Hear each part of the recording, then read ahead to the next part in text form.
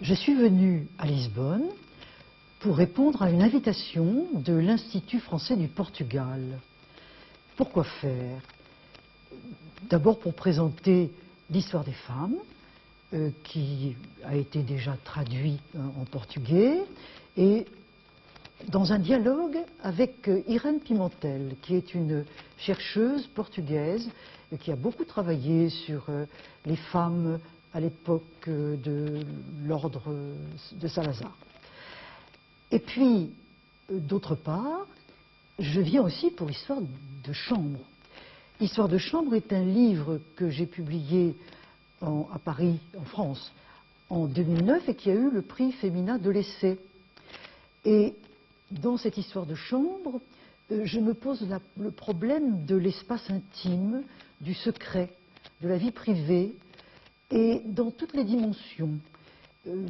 C'est traversé par la politique, la chambre du roi, par le social, les chambres ouvrières, par les rapports entre les sexes, les chambres des femmes, par les histoires d'enfants. La chambre d'enfants est un chapitre essentiel.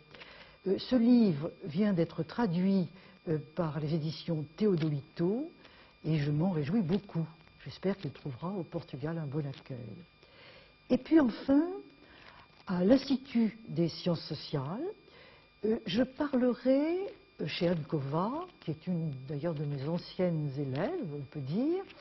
Je présenterai mon tout dernier livre qui est sorti cet automne à Paris et qui s'appelle Mélancolie ouvrière et qui concerne l'histoire d'une femme ouvrière du textile 1870-1913 qui est un peu une héroïne pour plusieurs raisons. Elle a mené des grèves, elle a fondé un syndicat, elle a raconté son histoire dans un texte autobiographique publié en 1908, ce qui est très rare, et puis, seule, un peu mélancolique, ça fait bien le dire, elle a fait une tentative de suicide qui montre la difficulté qu'il y a aussi pour tout le monde, mais pour les femmes en particulier quand elles sont ainsi seules, de s'engager.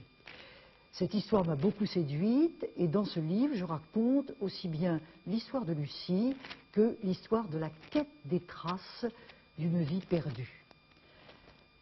Voilà tout ce que je viens de faire à Lisbonne, 3 livres, 3 histoires qui se recoupent, qui se mêlent et qui, je l'espère, séduiront. Merci.